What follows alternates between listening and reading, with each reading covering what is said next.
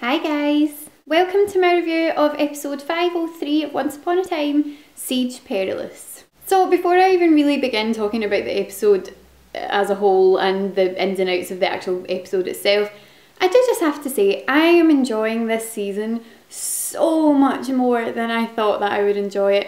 And that's not to say that I thought that it wouldn't be good, because it's Once Upon a Time, of course it's going to be good. Adam and Eddie have this amazing way of working with the writers so that whatever twists and turns they throw in that are, you know, super dramatic or unexpected or you think you won't end up liking, they just have this amazing talent for making it work. And I was dreading the kind of Dark Swan fallout and everything that accompanied it, but it's actually incredible. I've seen a lot of tweets of people saying that this is potentially their favourite season, and I can totally understand why. It's given the characters opportunities to behave in ways that we've never seen before. It's opening up opportunities for amazing new storylines, and it's just so clever, and I'm totally on board. I wasn't, and I'm obviously not on board for the long haul because we can't have Emma as the Dark One for...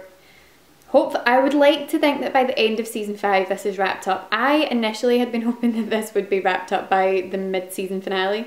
I don't think that's going to happen, and it probably would be a waste of some excellent storyline potential to wrap it up so quickly. So I don't see it happening before the hiatus. I would like to think that it would happen before the end of season 5 because although I'm loving it, I think one season of Emma as the Dark One is probably enough. Just from the point of view that, much like any other storyline, you don't want to drag it out too long, you want to end it before it gets boring, which I don't think it would ever do because Once Upon a Time is never going to be described as boring. So anyway, that's my thoughts on the overall season thus far. I have to be quick in this review because I'm just home from work. This is my new routine, I hate it. But my new routine for filming these videos is that I finish work at 5 and I get home and I try and film this video as quickly as possible. Thankfully, at the moment, they're still light because it's not, the clocks haven't gone back yet, but after then it's going to be dark by 5 o'clock. So I'm going to have to invest in lighting if I'm going to do this midweek. But I am heading out for dinner shortly, so I have to make this brief. But I think I can be concise, can't I? Totally.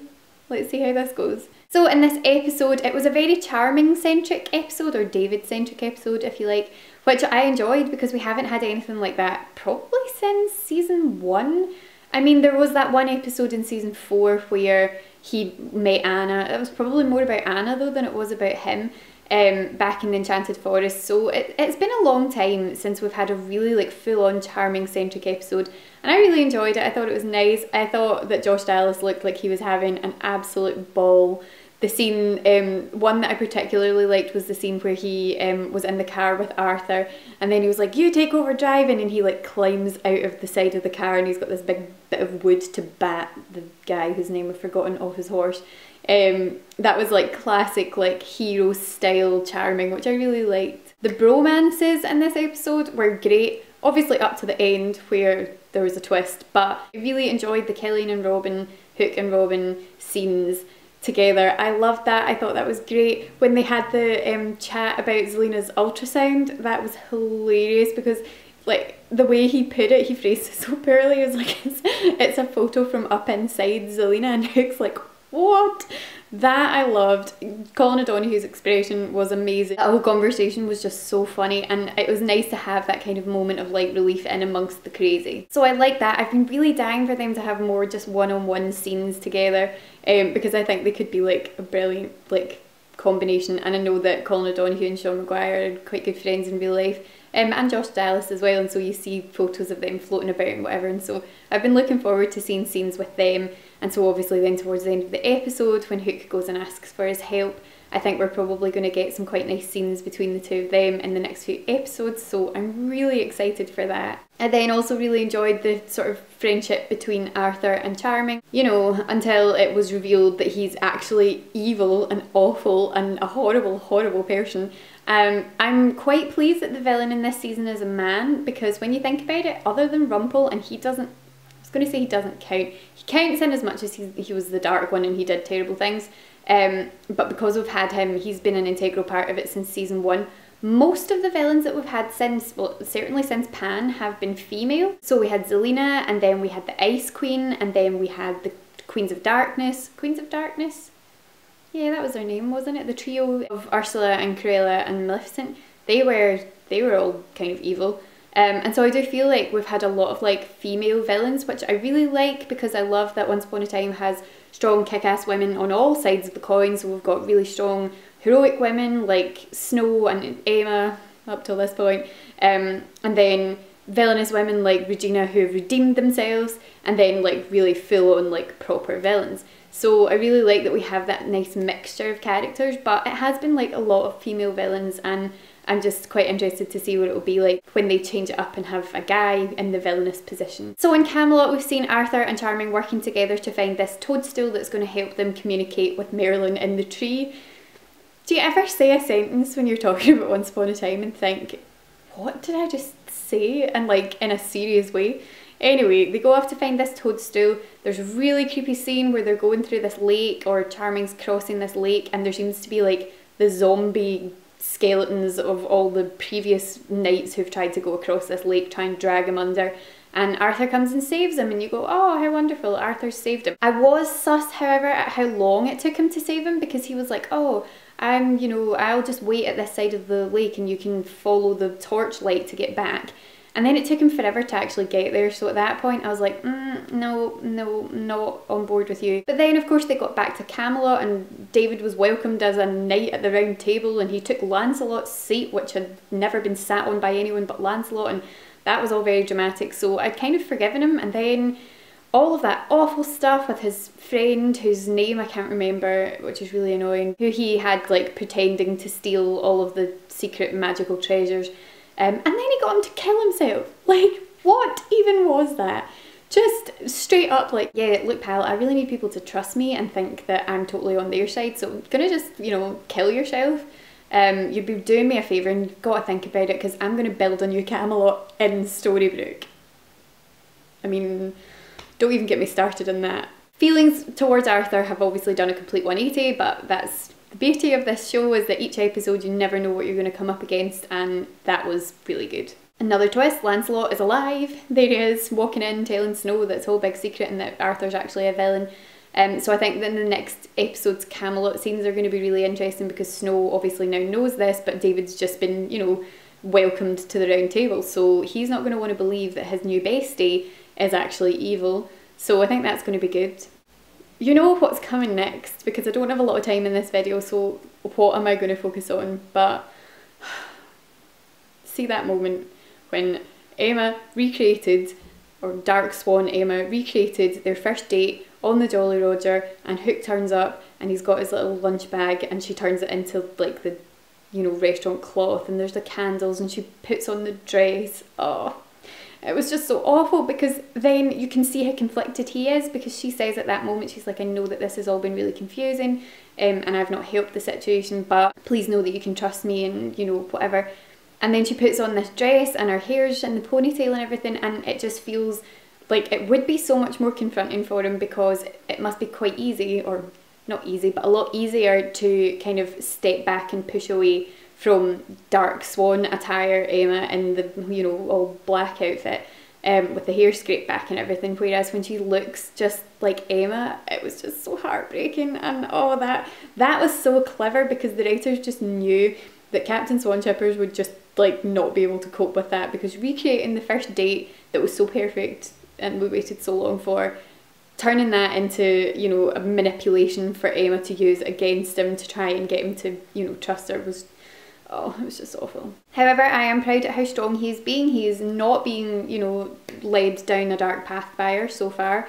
You know, there's still time, I guess, but he's been very, very strong so far, because he just wants to save the women that he loves. Speaking of which, do you know what really gets me?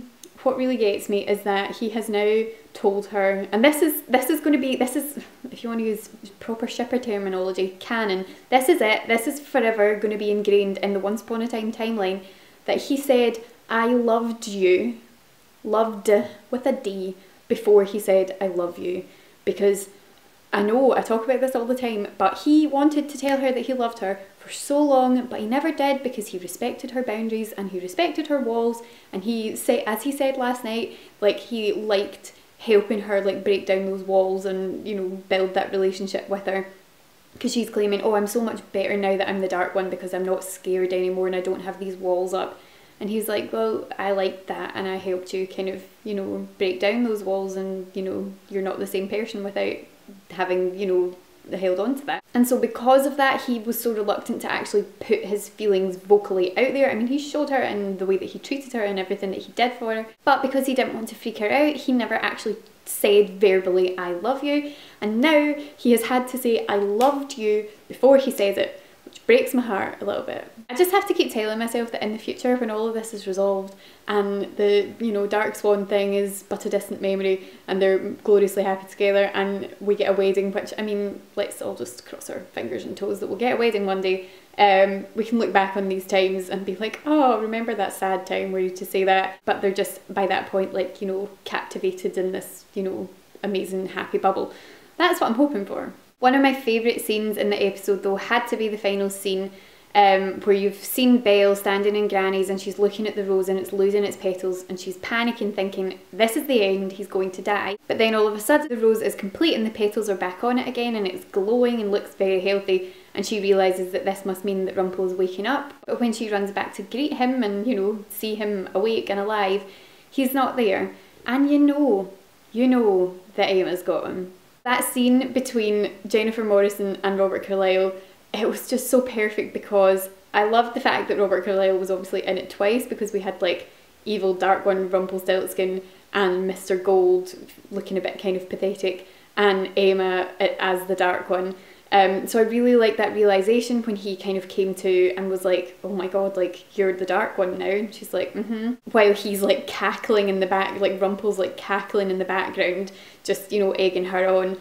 And they just played that scene so well. She was so creepy and Rumpel was so insane as always, and Robert Carlyle, as he always is, was just perfect, and he looked so horrified by the situation, and you just know that what's going to be coming up soon is probably going to be really distressing, because he's now reverted to what we can assume is a much more, you know, human person. And she's kind of saying that to him. She's like, you've got like the purest heart, it's the, like, you know, you're a blank slate, you've been a coward and then you've been the Dark One and now that's been removed from you, so you're like a blank slate and I'm gonna, you know, paint you. That's not quite right, but you know what I mean. One thing I missed from this episode is that we didn't see a lot of Emma in Camelot, and I kind of wanted to see that just to kind of see the, that sounds so bleak, but I was going to say the deterioration, or to see if anything had kind of changed from the previous episode, because obviously we'd seen her in 502 save Robin's life using her dark magic, and that had obviously taken its toll. And I just was kind of curious to see if anything more had come of that, but hopefully that means we'll get some good scenes in terms of that stuff next week. And it was okay because it was replaced with some really great stuff with Charming and King Arthur, and I love that storyline, and so it can be forgiven. So that's it for now. I'm going to go because, as I said, I'm going out for dinner, but I just had to talk about this episode because I just loved it. Let me know in the comments down below how you are enjoying season 5 so far, if you are loving it as much as I am, or if you're finding it difficult to watch because of the whole Dark Swan thing. Let me know what you're hoping for in the next few episodes. One thing I'm super excited for is the... Oh, is that spoiler?